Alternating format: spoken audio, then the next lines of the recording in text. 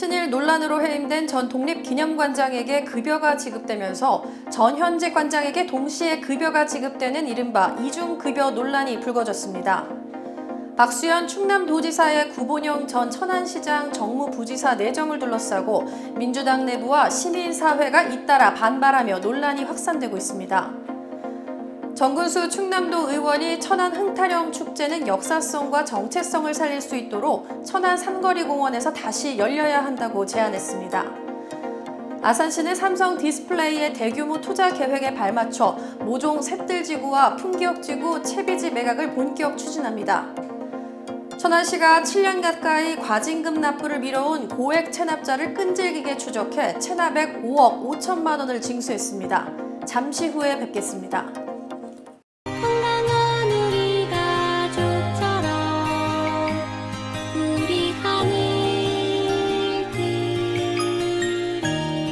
천안시 농특산물 공동 브랜드 하늘 그린 천안 흥타령쌀.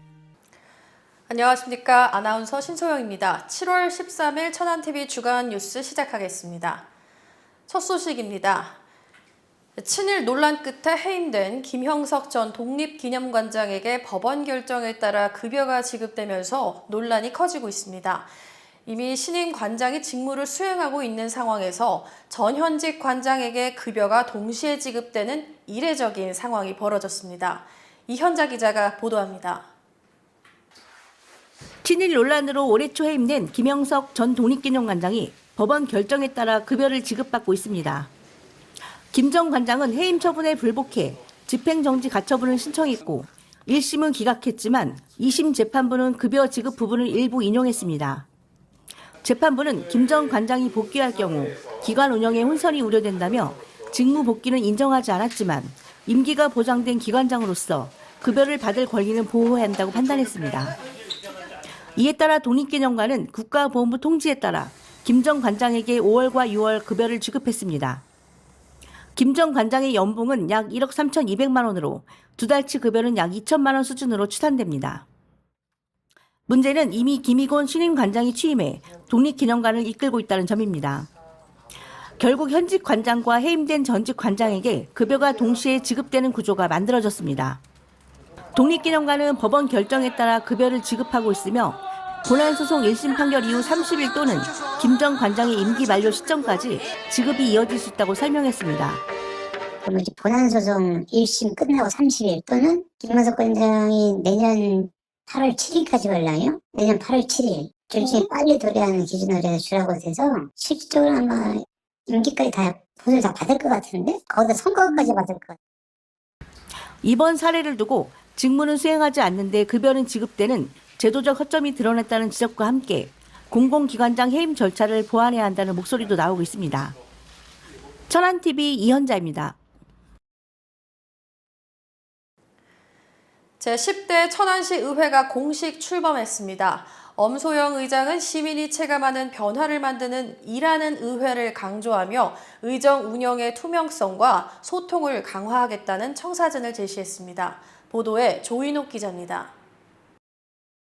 제10대 천안시의회가 지난 3일 개원식을 열고 4년간의 의정활동을 시작했습니다. 개원 이후 첫 공식 언론 브리핑에 나선 엄소영 의장은 영광보다 책임이 먼저 떠올랐다며 시민 중심의 의회를 만들겠다고 밝혔습니다. 엄 의장은 지난 12년간 현장에서 시민들과 함께한 경험을 바탕으로 화려한 말보다 시민이 체감하는 변화가 진짜 정치라고 강조했습니다. 시민 여러분이 보내주신 신뢰를 어떻게 지켜갈지 더 구체적으로 고민하게 되었습니다. 그 고민의 뿌리는 지난 12년 동안 천안의 골목과 현장에서 시민 여러분을 만나며 쌓아온 시간에 있었습니다. 그 시간 동안 배운 것은 하나입니다. 화려한 말보다 시민이 체감하는 변화가 진짜 정치라는 것입니다. 이번 제10대 의회는 현장 중심 의정과 청렴한 의회, 소통하는 의회, 미래 세대까지 살피는 의회를 4대 운영 방향으로 제시했습니다. 특히 업무 추진비와 출장비 등 의회 운영 정보를 시민들에게 투명하게 공개하겠다고 밝혔습니다. 또 의장은 특정 정당이 아닌 의회 전체를 대표하는 자리라며 집행부에 대해서는 견제와 감시를 시민을 위한 정책에는 적극 협력하겠다는 뜻을 밝혔습니다. 브리핑에서는 의회 직원들의 조직 갈등과 의원 공약 공개 문제도 주요 현안으로 다뤄졌습니다.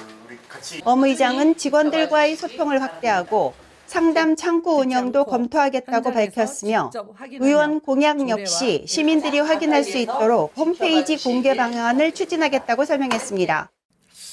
직원들을 치유할 수 있는 그런 부분들은 좀 교육을 통해서 또 우리 행정부와 소통을 좀 많이 해서 뭐 홈페이지 그런 거 공약에 대한 부분은 홈페이지에 공개할 수 있다고 생각이 듭니다. 시스템을 만들어서라도 의원님들이 어떤 공약을 했는지 정도는 시민들이 알아야지 된다고 생각을 합니다. 천안TV 조인욱입니다.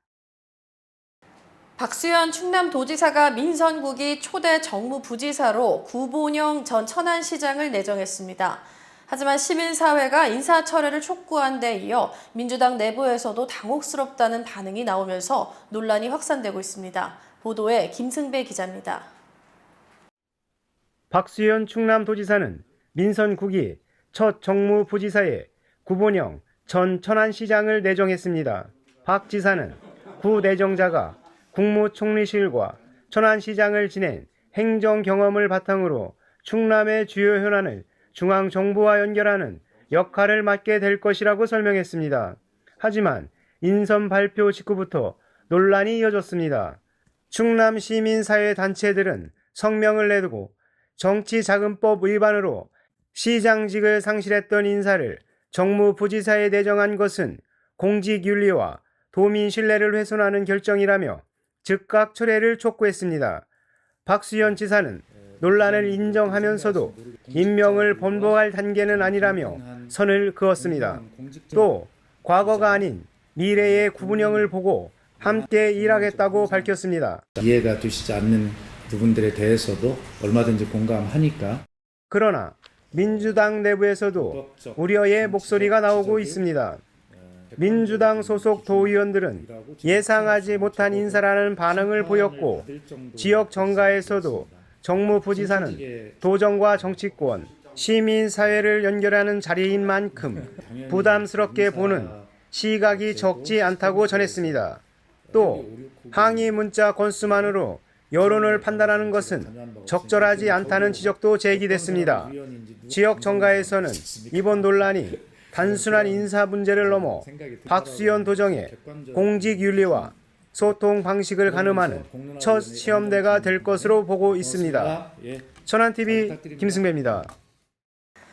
충남도 의회 정근수 의원이 천안 흥타령 축제를 천안 삼거리 공원에서 다시 개최해야 한다고 공개 제안했습니다. 축제의 역사성과 정체성을 살리기 위해서는 흥타령의 발상지인 삼거리 공원이 가장 적합한 장소라는 주장입니다. 이현자 기자가 보도합니다.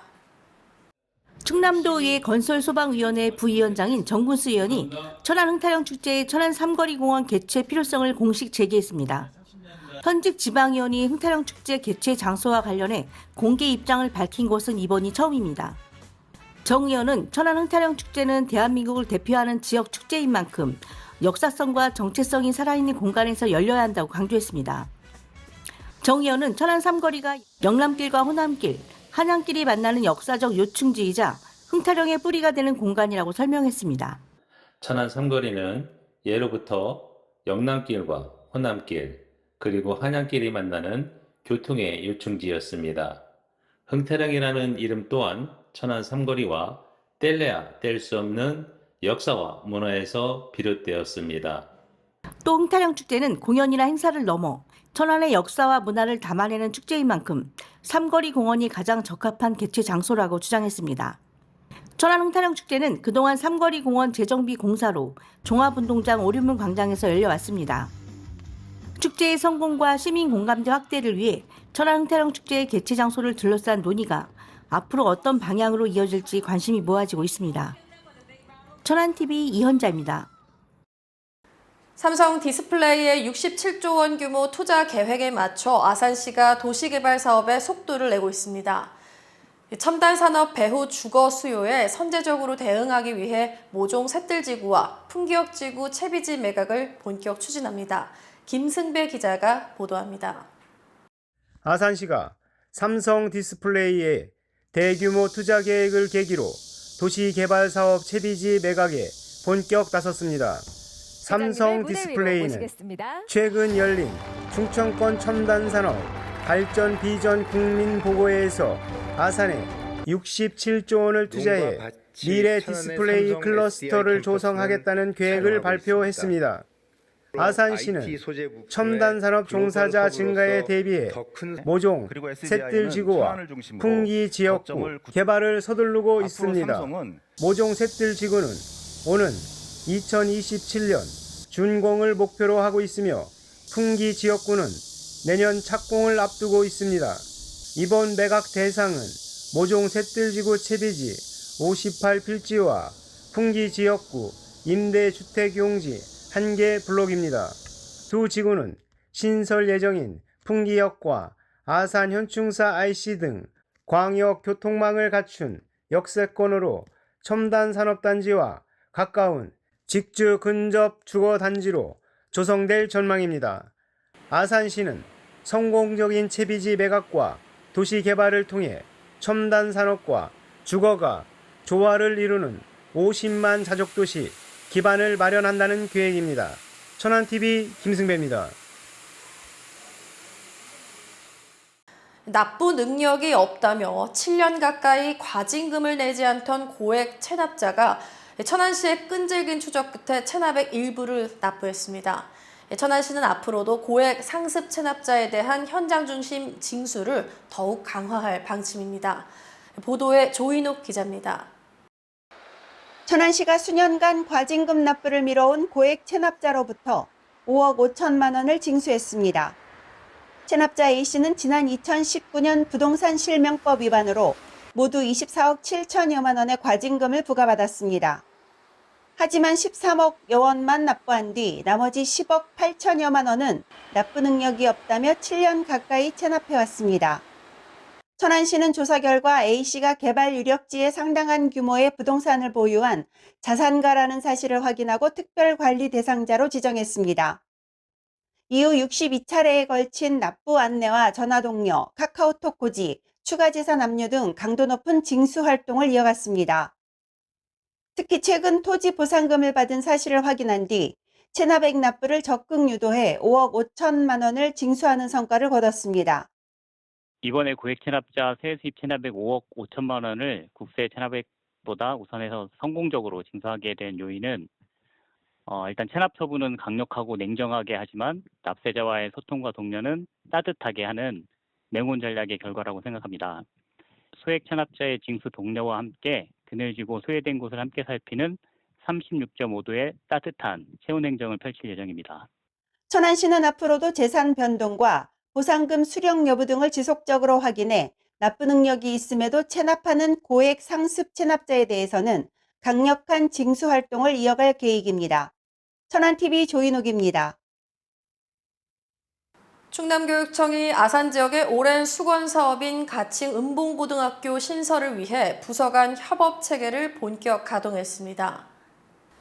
교육청은 주요 부서 협의회를 열고 학생 배치와 교육 여건 조성, 행정 절차 등 학교 신설 과정의 주요 현안을 사전에 점검하고 협업 방안을 논의했습니다.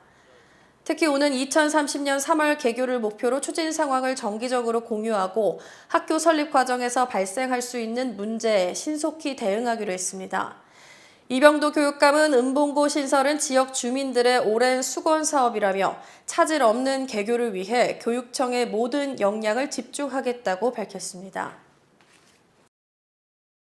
온라인 허위 조작 정보에 대한 책임을 강화하는 허위 조작 정보 근절법이 7일부터 시행됐습니다. 법원에서 허위 조작 정보로 인정된 내용을 반복 유통해 수익을 얻으면 과징금이 부과되고 고의로 허위 정보를 퍼뜨린 경우 손해배상 책임도 강화됩니다. 정부는 악의적인 가짜뉴스 확산을 막고 피해자 권리 구제를 강화하기 위한 조치라고 설명하고 있습니다. 반면 허위 여부를 판단하는 기준이 모호할 경우 비판적 보도와 공익적 문제 제기까지 위축될 수 있다는 우려도 제기돼 표현의 자유를 보장할 수 있는 신중한 법 집행이 과제로 떠오르고 있습니다. 단국대병원이 건강보험 심사평가원의 제4차 신생아 중환자실 적정성 평가에서 충남 지역 유일의 1등급을 획득했습니다. 이번 평가는 전국 상급 종합병원과 종합병원 83곳을 대상으로 전담 전문의와 간호사 운영, 중증도 평가, 신생아 소생술 교육 등 8개 지표를 평가했습니다. 단국대병원은 종합점수 95.76점을 기록해 전국 평균과 상급 종합병원 평균을 모두 웃돌았으며 의료 서비스의 질을 평가하는 과정지표 전 항목에서 만점을 받았습니다. 김재일 병원장은 최고 수준의 의료 서비스를 인정받은 의미 있는 결과라며 권역 모자 의료센터와 닥터헬기 등 의료 인프라를 활용해 고위험 신생아 치료에 더욱 힘쓰겠다고 밝혔습니다. 선문대학교가 지난 6월 27일부터 7월 12일까지 네팔 카트만두에서 전공과 연계한 해외 봉사를 펼치며 글로컬 인재 양성과 국제교육 협력을 실천했습니다. 봉사단은 학생과 인솔자 등 32명이 참여해 상담 심리와 사회복지 전공을 활용한 진로교육과 위생, 보건교육, 문화교류 프로그램 등을 운영했습니다.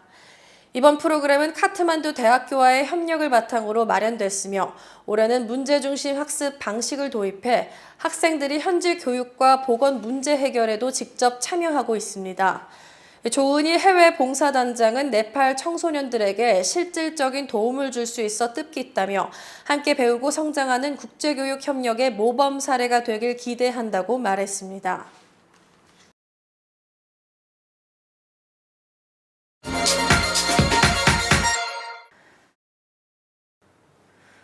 천안시가 350명 규모의 5급 이하 정기 인사를 단행했습니다.